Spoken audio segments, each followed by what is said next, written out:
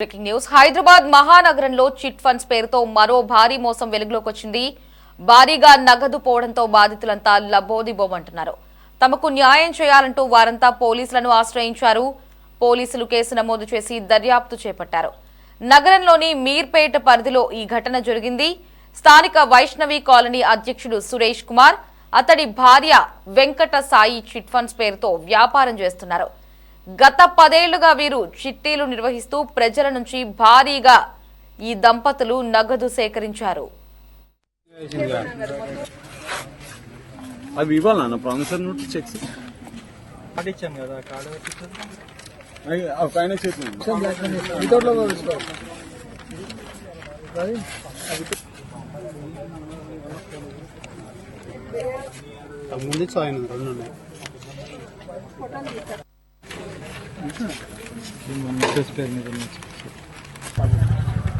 నా పేరు శ్రీకాంత్. ఆయన ప్రతిసారి ఇస్తాము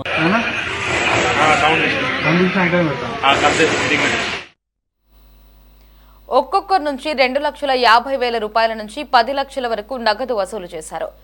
కొన్ని నెలల క్రితం చిట్టీల గడువు ముగిసింది. నగదు చెల్లించాలంటూ వారంతా సురేష్ దంపతులను కోరారు. నిర్వాహకులు మాత్రం వారికి నగదు చెల్లించడం లేదు.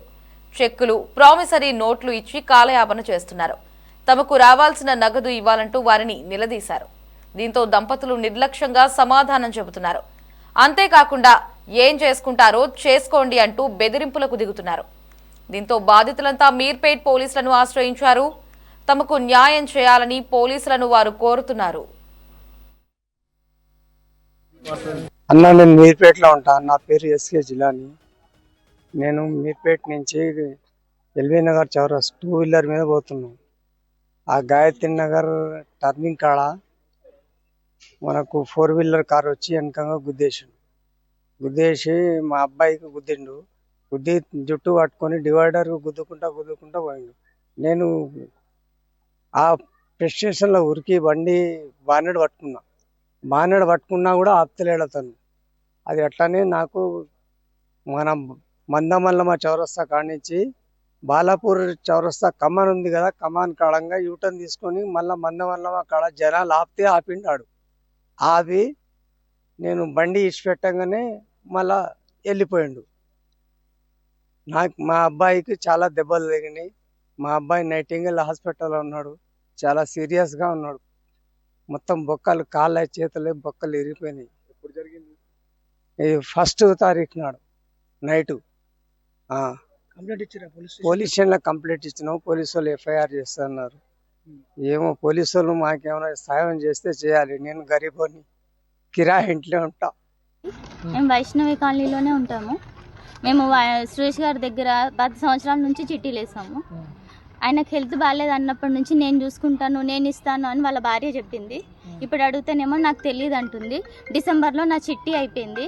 నేను ఆయనకి మెసేజ్ చేస్తే 2 రోజులలో ఇస్తాము, 3 రోజులలో ఇస్తాము అని చెప్పినారు. ఇప్పటివరకు పైసలు ఇవ్వట్లేదు సార్. దగ్గర నాకు 10 లక్షలు ఉన్నాయి. నాకు 2 ఆడపిల్లలు ఉన్నారు. నేను టైలరింగ్ పని రాత్రి 3 గంటల వరకు కుట్టిన డబ్బులు. మీ డబ్బులు తీసుకుంటే మేము బాగుపడము అక్క అని చెప్పింది నాకు. ఇప్పుడు మాత్రం నాకు తెలియదు అని చెప్తుంది. నాకు 2 ఆడపిల్లలు పెళ్ళికి వచ్చిన వాళ్ళు ఉన్నారు. వాళ్ళ పెళ్ళిళ్ళ కోసం వేసుకున్న చిట్టి డబ్బులు నేను ఎట్లా చేయాలి వాళ్ళ పెళ్ళిళ్ళు ఇప్పుడు? నమస్కారం అండి. నా పేరు శ్రీకాంత్. నేను సురేష్ గారి దగ్గర గత 10 సంవత్సరాల సంది చిట్టీలు వేస్తున్నానండి. ఆయన ప్రతిసారి ఇస్తాము అన్నట్టు ఒక 10 లక్షల వరకు చిట్టీల అమౌంట్ ఇవ్వాలి. ఇస్తాము అంటున్నారు కానీ క్లారిటీ ఇవ్వట్లేదు మాకు. ఏమన్నా అంటే ఇప్పుడు ఎండ్ ఆఫ్ ది డే నేను ఇవ్వలేను, ఏం చేసుకుంటారో చేసుకోండి అని చెప్తున్నారు. నాతో పాటు గత ఒక 20 మంది ఉన్నారు. వాళ్ళ అమౌంట్ క్యాల్కులేట్ చేసుకుంటే 1.5 crore అవుతుంది. అయితే మా పైన కేసు పెడతాము, సూసైడ్ చేసుకుంటామని బెదిరింపులకు పాల్పడుతున్నాడు అతను. కొన్ని చిట్లు వేపించిన సార్ నేను. మా వాళ్ళందరినీ ముంచి 3 తెరలు చేసాడు. వాళ్ళేమో నాకు ఫోన్లు చేసి టార్చర్ చేస్తారు మా చుట్టాలందరూ. నీ వల్ల మేము వేసినాము, మీరు చేయండి, మాకు ఎట్లైనా మాకు ఇప్పియండి, చేయండి అని చెప్తున్నారు సార్ వాళ్ళు చిట్టీలు. ఇట్లా చేస్తే ఎంతవరకు కరెక్ట్? మాకు ఆడపిల్లలు ఉన్నారు, పెళ్ళిళ్ళు ఉన్నారు. ఏదో ఒక దానికి వేసుకుంటాం సార్. రూపాయి కూడా పెట్టి లేడీస్ జీతం వచ్చాకనే ఫస్ట్ ఆయనకి వేసినాకనే తర్వాత ఇంట్లో నడుపుకుంటున్నాం మేము. అట్లాంటిది ఇట్లా మోసాలు చేస్తే ఆయన ఏమని అంటేనేమో మీరే చేస్తారు, మీరే నన్ను బయటికి ఇస్తారు అని మాట్లాడతాడు. ఏం బయటకి ఇచ్చినాం సార్ మేము? అసలు ఇంటికి వచ్చి మాట్లాడి చేసి ఏదో ఒక సెటిల్మెంట్ చేయాలి. కానీ ఇంత మోసాలు చేస్తే ఎంతవరకు కరెక్ట్? ఎవరికి చెప్పుకోవాలి మా బాధలు? ఇట్లా మాట్లాడితే కూడా తప్పు తీస్తారు వాళ్ళు. లంజ కొడుకులు అని కూడా బూత్ మాటలు ముత్తుంటాయి. మేము ఇంటి ముంగడికి కూడా పోవద్దంట సార్, వాళ్ళకి ఇబ్బంది అవుతుందంట వాళ్ళకి చాలా. వాళ్ళవి మావి కలిపి 35 లక్షలు మా అక్కలవే ఉన్నాయి సార్.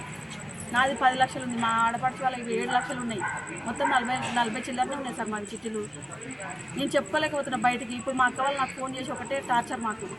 మీరున్నారని మేము భరోసాతో వేసినాము, మళ్ళీ ఏం చేస్తున్నావు నువ్వు, ఇప్పియవా చేయవా అని వాళ్ళు నన్ను అడుగుతున్నారు సార్. నేను ఏం చేయాలి చెప్పండి?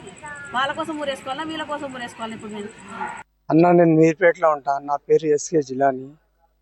నేను మీర్పేట నుంచి అందరిని కలిసింది అవి ఇవ్వాలన్న ప్రామిసర్ నోట్ చెక్స్ ఇచ్చాను కదా, కార్డు పెట్టించాను. ఆయన చేతులు